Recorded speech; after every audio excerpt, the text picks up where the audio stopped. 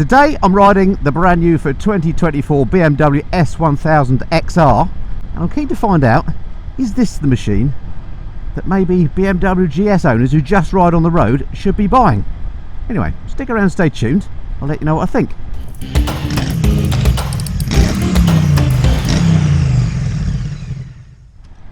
Hey kids, it's Mr. Fly here, hope you're well, and welcome back to another review video here on the channel. And yeah, the S1000XR, what a bike. Last rode one of these I think in 2020.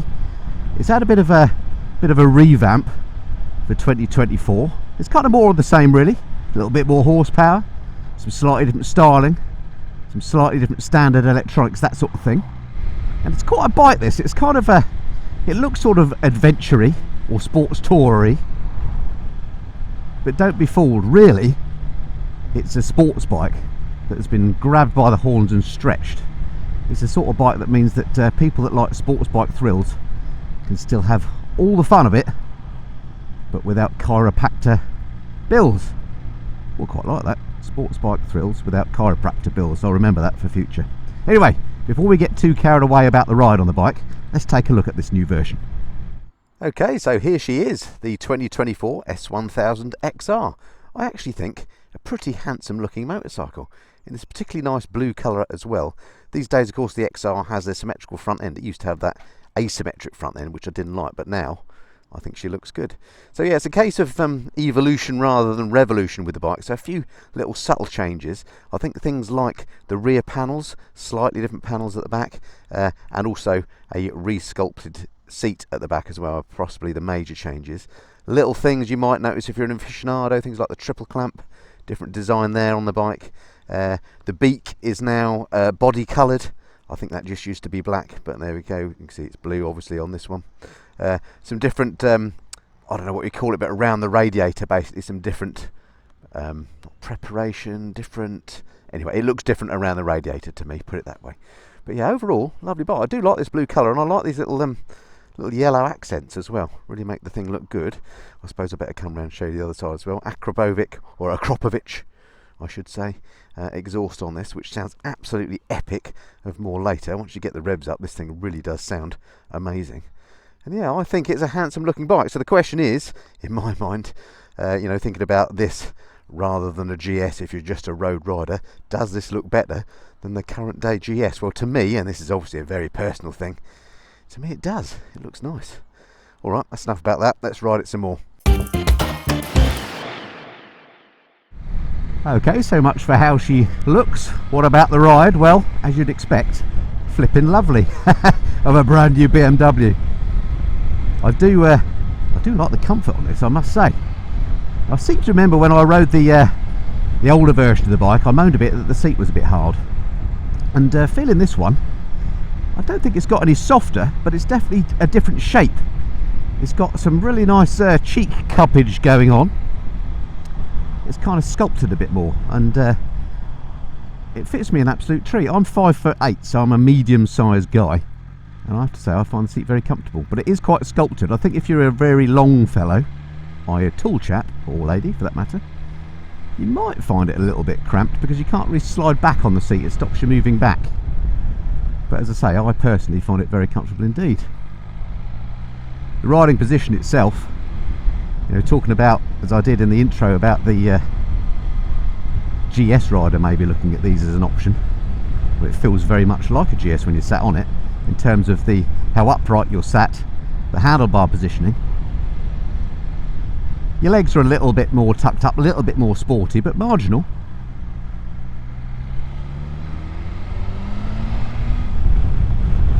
Speed camera just here.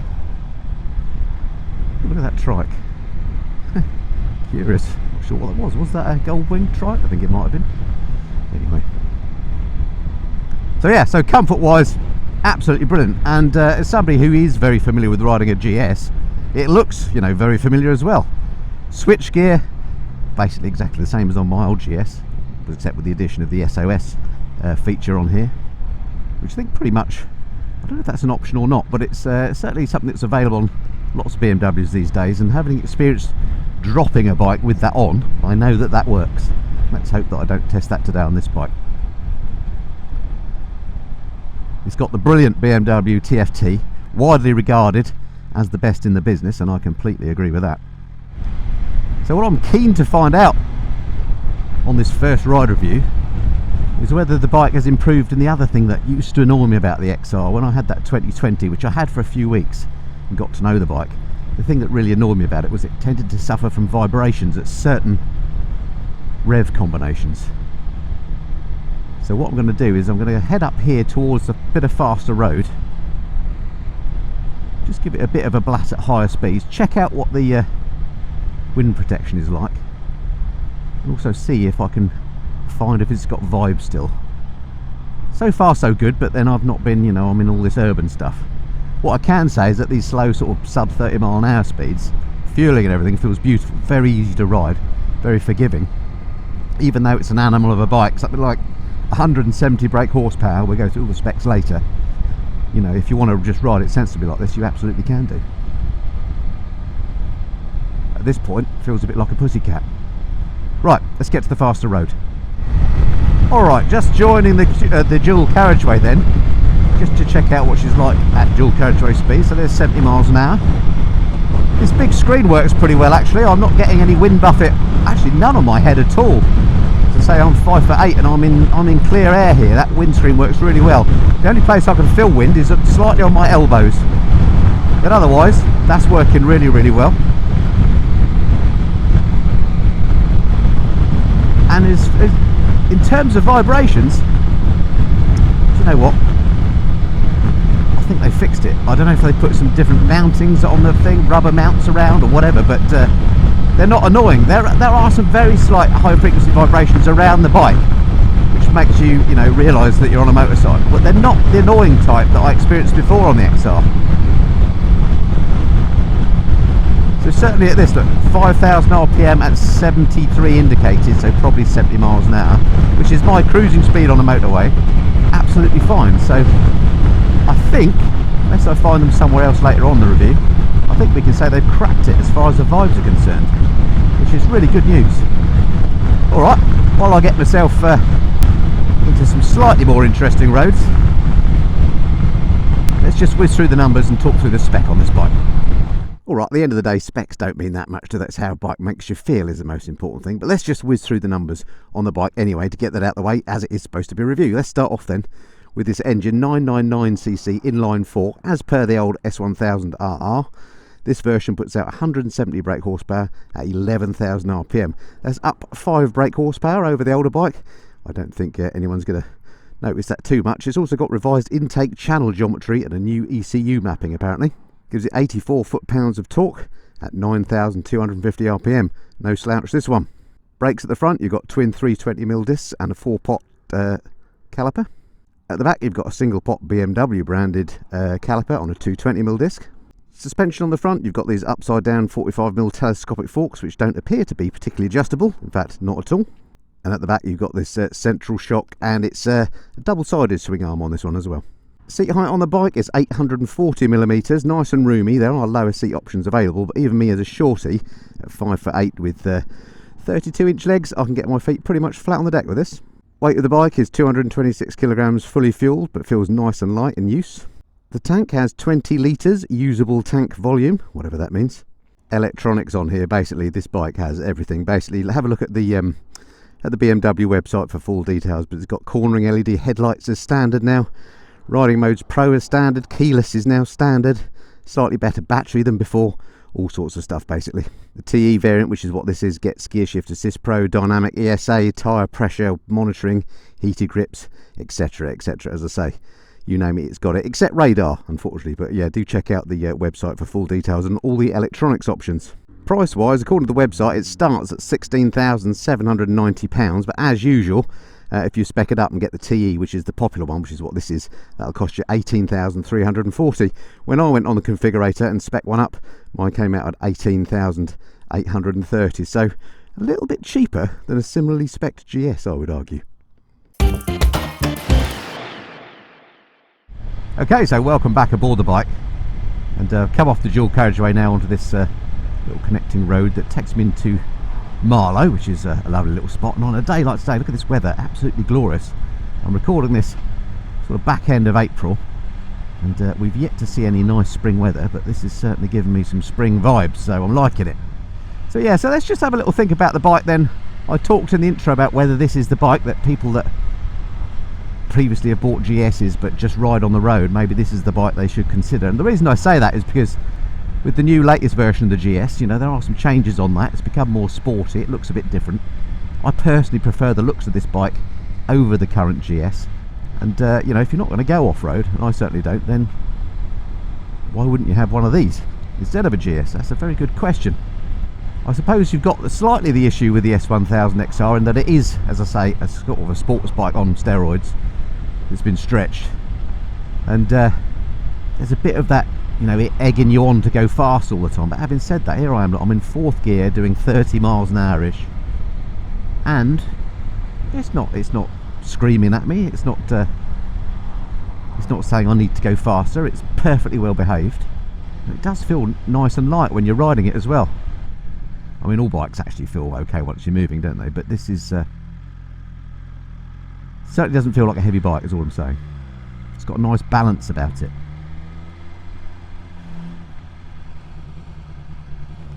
Marlow looking absolutely splendid today as ever. Right, a bit of a chance to try the bike perhaps in some traffic. And just going back to those vibes, actually at slower speeds now I am feeling a few little vibes. I don't think it's enough to put me off the bike. Before, I seem to remember the vibes were coming on at sort of cruising speeds, the sort of speeds that you might be at for a long time and would get on your nerves. But in this case, I think those have been cured, which is good news. And if anything, it's a bit vibier at slower speeds, but as I say, wouldn't be enough to put me off the bike, and it is a motorcycle after all. Need a little bit of air. I hope you can still hear me okay with the visor up. So up until now I've had the bike in road mode because I wanted to just give it a fair crack in its sort of standard settings, if you like. I think we'll stick her into dynamic in a second. Find ourselves a bit more of a dynamic road. See how she fares. In fact, let's do that now. Easy to change mode on these. There we go, look, just hit that mode button. I'm in dynamic, pulling the clutch, and the mode is changed. I say this bike feels very familiar to me as a GS owner. I love the easy to use switchgear, I love the TFT. It's even got the preparation for the Nav 6 or the new communicator cum navigation thing that I've forgotten what it's called. But I'll stick a video review in the corner. Let's go down here, see where this takes us.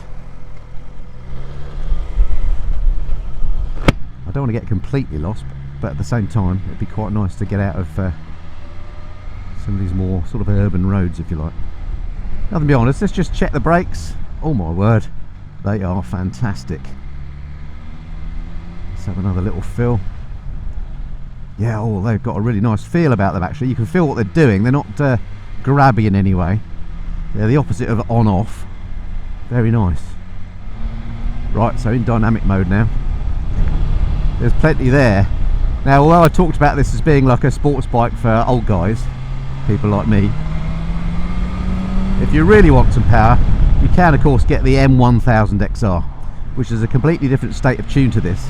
This one is actually has a much more sensible tune for the road, and although I've not ridden the M1000, I understand that it's actually not so good on the road as this, because it basically doesn't come alive until about 9,000 RPM, by which time you're doing silly speeds. So if you are a pure road rider, then this probably makes more sense, and certainly saves you a whole shed load of cash as well. Bother 30-mile-an-hour limits everywhere. You just try that rear brake. Actually, the rear's quite good. I just want to try the front again, just check what the fork dive is like. Okay, yeah, there's a bit of fork dive as you'd expect. This, of course, doesn't have the what I call the funny BMW front end. But although it does dive as you'd expect on hard braking, it's not terrible. Now this road is very bumpy. The suspension is sucking it up nicely. Well, these aren't exactly fast roads, which this bike would be suited for. You need something a bit bigger and a bit more sweepy. But These are the sort of roads I like to ride on, and I have to say it's doing a nice job of it. Nice and comfortable. Very sure-footed. Bags of grip. Really nice. One thing that is a definite advantage on this bike over the GS is the gearbox. Lovely and smooth, and a very nice quick shifter. Lovely part of the world through here. Oh, beautiful house. Wow, some splendid views. I really must get out this way more. Look at this, beautiful out here. Expensive part of the world, of course, but that's why you're paying the money. Alright, so this is very much a first impressions review of the new XR, having known the outgoing bike quite well, having lived with one for a while in the past. What are my initial conclusions then on the bike? I have to say I really like it,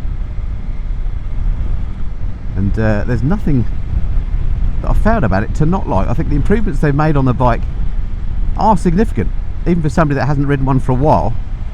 It's definitely got less of those vibes that it had before, although they are still present, they're just not as annoying. The wind protection is excellent on it. The comfort is great, despite the seat being slightly hard. It's a very comfortable seat. They've got good improvements there. The extra horsepower, well, I can't honestly say that I've noticed that on the ride that I've been doing, but then I've not perhaps been on the right roads for that. But certainly, I mean, this bike has loads of go. And if speed and handling are your thing, then this is going to be right up your street. Wow. It sounds fantastic when you wander up.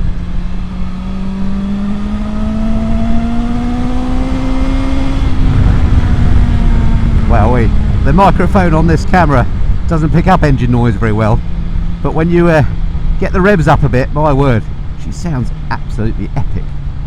Something I hadn't noticed before. Really, really nice. Yeah, I like this bike an awful lot, and it does make you think, well, why would you get a GS if you don't go off-road when you can have this?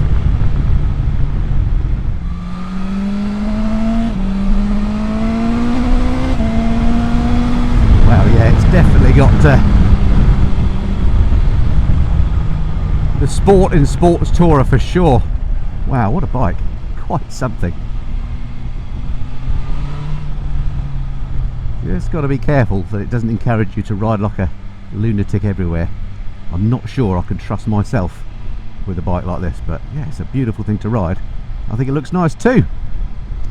So there we go. If you are in the market for something like this, a sort of a comfortable GT type bike, something that you can go on tour and have some fun on, 100% check out the new S1000XR. I think you'll be very impressed.